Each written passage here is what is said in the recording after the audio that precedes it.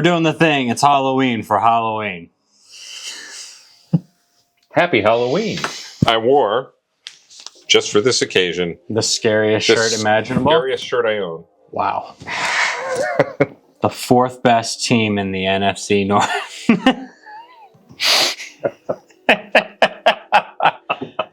That is terrifying. But it's orange. It is orange. It is orange. One of the worst colors you can wear in a football uniform. Yeah. Yeah. And somehow 3 teams are still doing it.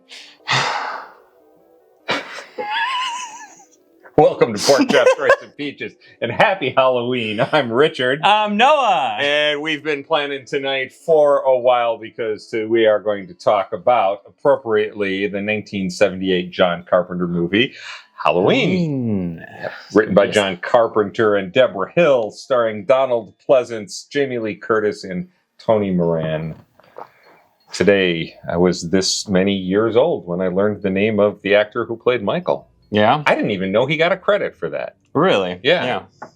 Like, you technically see his face twice that's just heavily obscured. And so off, like, it's just, it's so weird. Can you get your SAG card for heavy breathing? Because he really doesn't have a line. Yeah. He just... Yes, you can. Right. And yes. What'd you think of this? All right. I've seen, outside of yesterday, I have seen Halloween once or twice. Okay. And it was a long time ago. And Halloween was a movie that used to play. I know I mentioned this in our last video. On the sub, when we were out to sea, every night between midnight and 2 a.m., Okay. we had a machinist's mate named Mike Lawrence.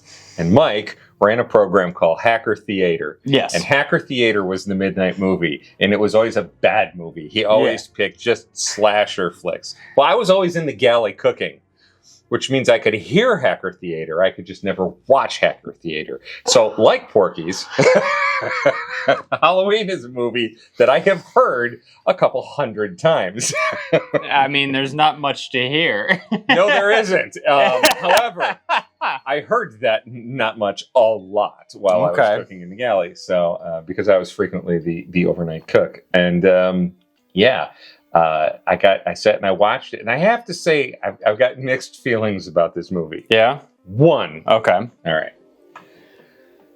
This must have been early in John Carpenter's career. It was certainly early in the career of all of the actors, with the exception of Donald Pleasance, who was well established. Very. Okay. And I remember the first time I saw this movie thinking, what the heck is a talent like Donald Pleasance doing in this movie? And I found the answer to that today, and it's what I expected it to be. But I mean, the man is an accomplished villain. Mm-hmm. He is a legit World War II POW. Yes. He is, well known for The Great Escape. And what I did not know, Shakespearean trained and by reputation, a wonderful Shakespearean villain. Okay. Which actually doesn't surprise me, truly. Yeah. But because he was RAF. And then if you're a British actor, you come up through Shakespeare, usually. Pretty much. But the dialogue in this movie, honestly, just reminded me of 70s porn. The movie is kind of shot like it. 70s porn. And you get 3 teenage girls walking down the street after school, two girls and a virgin, and they're talking about what they're going to do with their boyfriends that night. And the dialogue is stilted and awkward. And I had to hear the word totally one more time. I kept waiting for the soundtrack to turn into boom, ticka, ticka, bow, wow. because that's the quality of this movie. Right. Yep. And then, I realized this movie is not just a slash flick. This is really a slow burn. It's very, very slow. It's almost too slow in several areas. Little bit. Yeah, it's... The real hacking didn't take place till the final 20 minutes of the movie. Yeah. Right? And that made it interesting for me. Yeah, I can see that. Right. I suffered from a few unfortunate distractions. Like the opening placard that says Mustafa Akkad presents, and all I heard in my mind was Mustafa. Ooh, do it again. Mustafa. Ooh. Thank you, Lion King. Whoopi Goldberg. So I just had the same thought. Did you? I had the same thought Okay, when I saw it, so I can't say anything on that. But I actually enjoyed this movie. It didn't scare me in any way. It didn't keep me on the edge of my seat. Okay. Looking at it, I wanted to see if it stands the test of time. Okay. And in many ways it does, because it's not just mindless blood and guts and gore and people getting slashed. Yeah. There's a thriller attempt. There's a cat and mouse chase. Yeah. There's the frustration that the Dr. Loomis experiences when he's trying to get people to realize they need to take Michael Myers seriously, and nobody is. Yeah. I just realized I don't ever remember seeing the gun before he pulled it out and shot Michael Myers with it. I think they mention it. The cop mentions it. Does he mention it? Yeah, he's like, "I've got a permit for it. Don't worry." And then the cop mentions, and he's like, "You must be paranoid." Okay. I think I did catch that. I did catch that. But all in all, it was kind of fun to revisit this. It was kind of fun to watch it. Jamie Lee Curtis was 19 when she filmed that movie. And when I looked at the quality of her performance versus the other actors in the movie, she really was doing better than her peers. Yeah, kind of. Yeah. Yeah. And I think it says introducing Jamie Lee Curtis in the credits. Yes, it does. This must have been this had to have been one of her first big movies. Yeah, big movies. So good on her.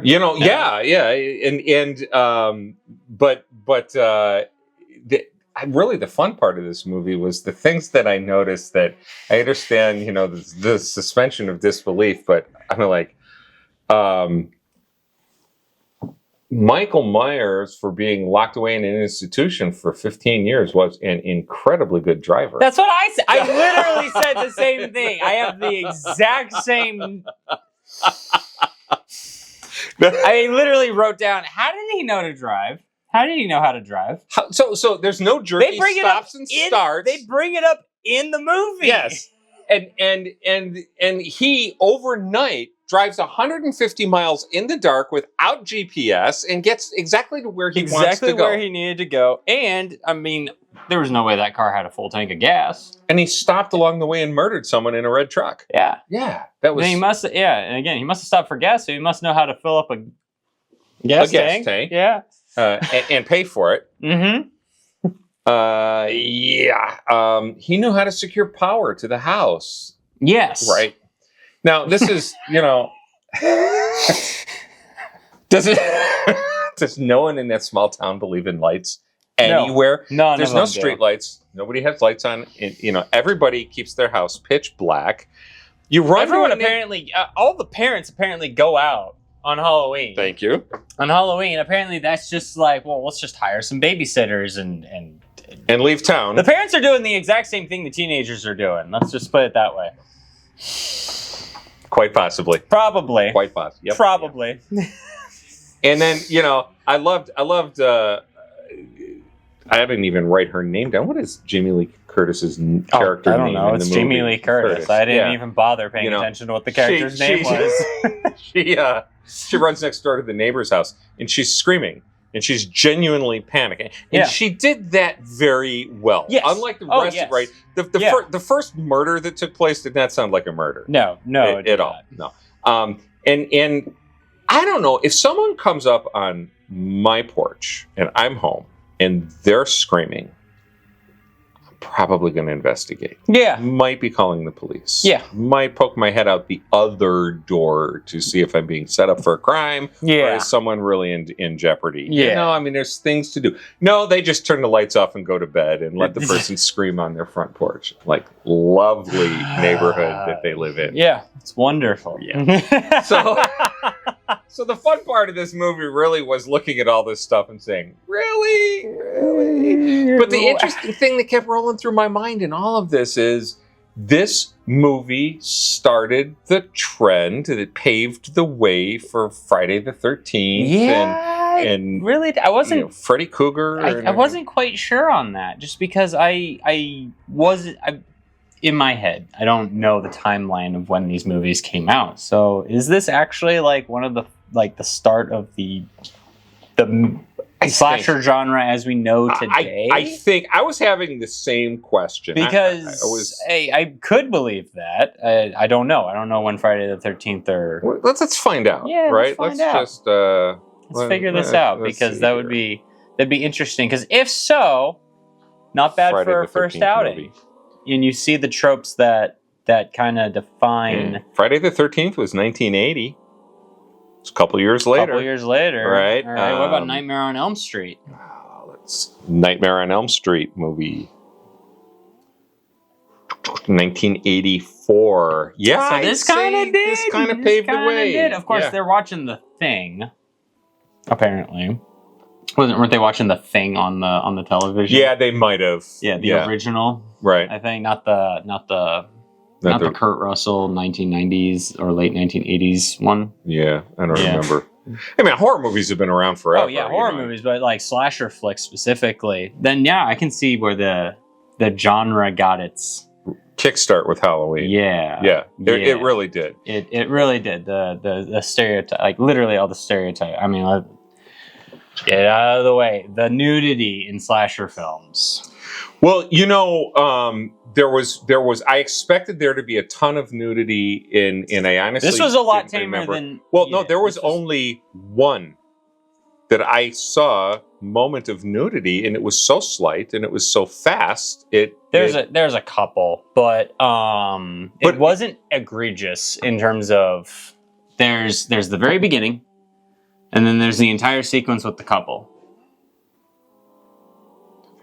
The very beginning, his first kill. Okay. Oh yeah, it was his sister. Wasn't it? It was his sister. She's topless in that scene. And then the entire sequence with the couple. I didn't notice that she was topless in that scene at all. No, she is. Okay. It's way tamer than 90% of that genre. Yes, it is. Which is kind of nice to see, because I was totally expecting it to be TNA everywhere, and I was very pleasantly surprised that it wasn't. Yeah, so I noticed in one of the goofs in the movie was the passenger's window in the station wagon was repaired the morning after the fight when he stole the car. Yep. So that was kind of... It was a cool effect when he did the initial break of the window. Oh yeah, it was. It was really cool. Yeah, that was a good effect. It was very good. So yeah, it's kind of fun it's revisiting an old friend. Okay. You don't see a lot. What did you notice about the movie? What did you think of it? Well, I mean, the POV through the mask, the stab. I can imagine that would be kind of hard to shoot. Yes. But that was kind of a weak scene. The knife. Yeah. Doing this. Yeah. With this much energy. Now, to be fair, cameras back then, way bigger than cameras now. Yeah.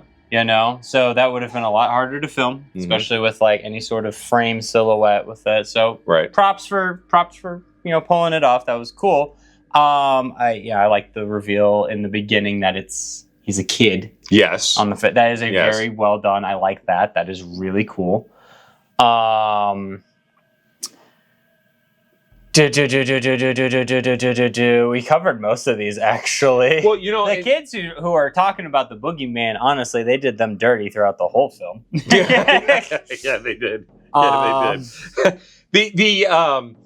Mostly, it's just funny observations like, I'm sorry, dude, back to towards the end of the movie, but if the phone ringing is throwing you off, I'm feeling really bad for her.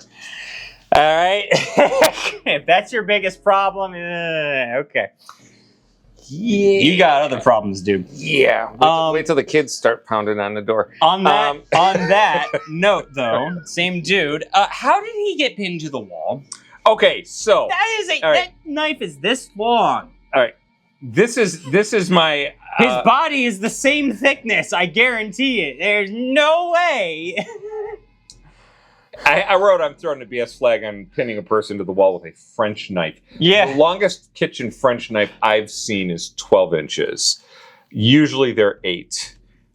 This much of the blade was sticking out of his chest, plus the handle. Yeah, no. I'm calling bull. I'm calling bull. I'm calling bull. Yep. All right. Cool that he was pinned to the wall. Okay, cool. I could see the appeal of having him get pinned to the wall. No, not buy that though. I'm sorry. I really appreciated the sheer strength of Michael Myers picking the guy up by the throat and holding him up there while he's right. Oh yeah, if you want to establish that a character is just strong, having them just lift a dude by the neck is a feat. Yes, it just immediately establishes it. I mean, they do it with Darth Vader in the first. Right. I was just thinking that. Yeah, it immediately sets him up as a serious threat.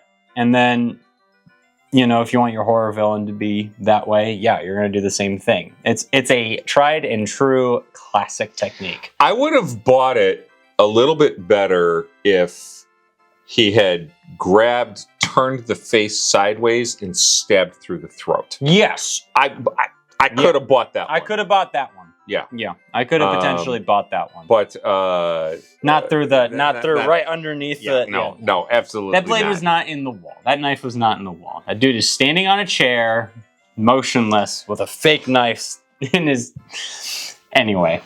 So here's an interesting thing. Because I actually found the answer to my question, why did Donald Pleasance do this movie? Mm-hmm. Okay.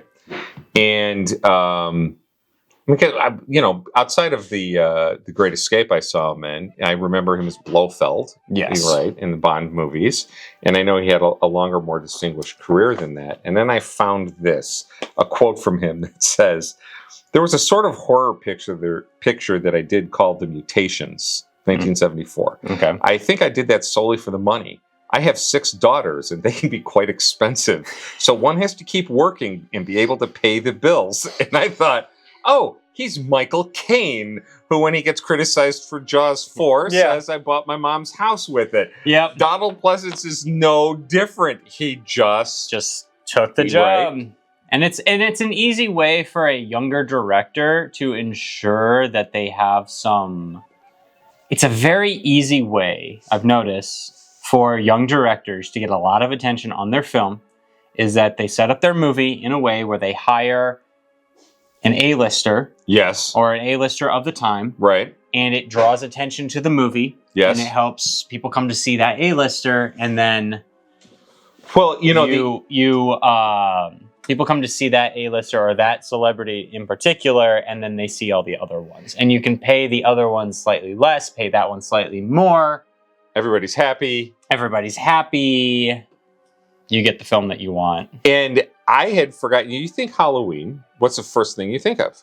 Jamie Lee Curtis, right? Yeah. And in fact, Donald Pleasance had top billing on this movie. Mm-hmm. Which I kind of looked at it and I went, well, yeah, okay, it makes sense that he got it, but you don't associate his name with the movie. Exactly. Well, now you think, and because of that, and because Jamie Lee Curtis has gone on to have such a stellar career, and she got her Oscar for God, we loved it. Everything Everywhere All at Once. That one, yes.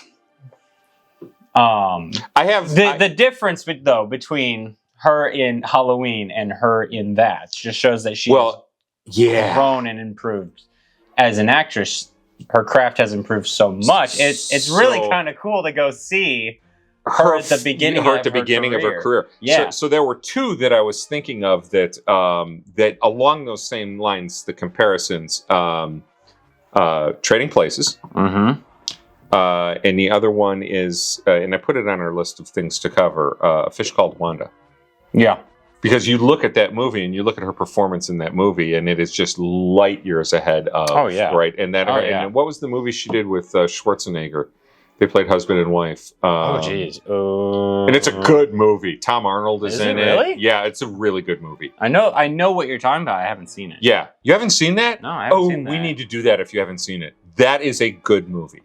and her performance in that really was tremendous. All right. So yeah, so Halloween. The question is, can we find a Halloween movie that is truly scary, or am I just too jaded with movies to be able to be scared by a movie?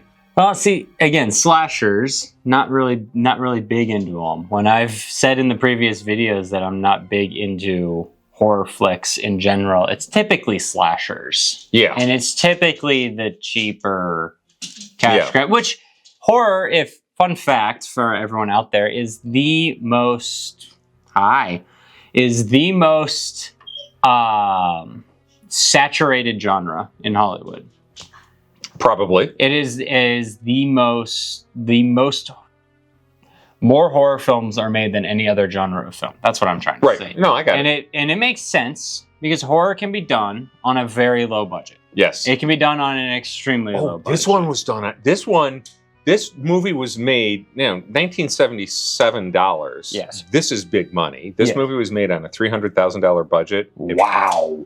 Brought in $45 million. Wow. Yeah, that is big money. If Mustafa is watching, he's just laughing. Yeah. Because that bankrolled the rest of his life. Yeah. It really did. I'm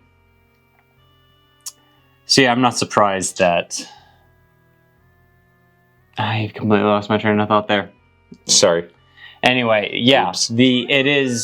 I was talking about slasher films. I'm not a big fan of that, just because while it is the most saturated genre, that also means there's just a lot of people throwing their hat into the ring. And it means that the creativity is drying up super quick. They keep using the same ideas. They keep using the same effects. They keep doing the same thing. Mm-hmm. They keep repeating what others have done before. And they repeated what John Carpenter started in this movie, and he did it so well, and he had the foresight to do this. Michael Myers takes 5 or 6 shots to the chest, goes over the balcony, falls on the ground. You see his body on the ground, and a minute later, his body is gone. It's like, that was just so smart. I mean, let's talk about it. Like, what are the four big slasher characters? You've got Mike Myers, you have Jason, you got Freddy, and you have Ghostface. That's it. And they just everyone else is just a variation on that. Yep. The last big horror villain type thing that comes even close is Jigsaw from the Saw movies. So, haven't seen them. Well, maybe we should, as we continue to go through Halloween months in the coming years, we should go through more. Maybe next year we'll do. What Halloween movies do you think we should cover? And what Halloween movies, what horror movies do you think will scare me? Yes. I have not seen a lot of them. No. Which slasher icon should we watch next year for Halloween? There we go. Let us know that in the comments. The other 3, which one should we watch next? There we go. So that's Happy Halloween here at Pork Chops, Rice, and Peaches. Also, we talked about the lift choke. Man, that dude's strong. Let's talk about the tombstone. Oh, yeah.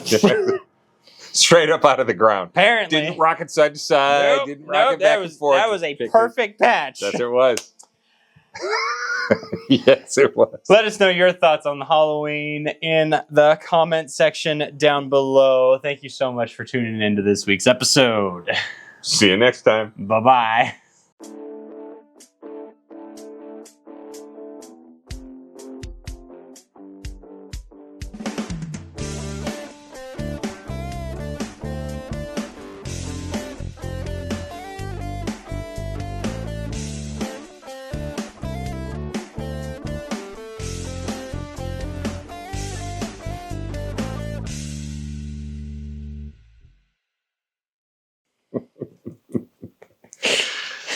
Yeah, I had so few notes. Yeah. So here's the other thing. It's kind of simple. Here's the other thing that I found that I thought was hysterical. This is the continuing Donald Pleasance.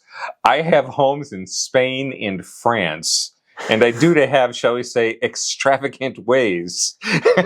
So yeah, he did Halloween. He did Halloween too for a paycheck. Yeah. He was ready for And I'm pretty sure that's why Jamie Lee Curtis came back for more. Hey, they pay. Yeah, they pay. They pay the bills. I've done a lot of horror movies. I've done a lot of low budget horror movies. Really? I told you it's the most saturated genre.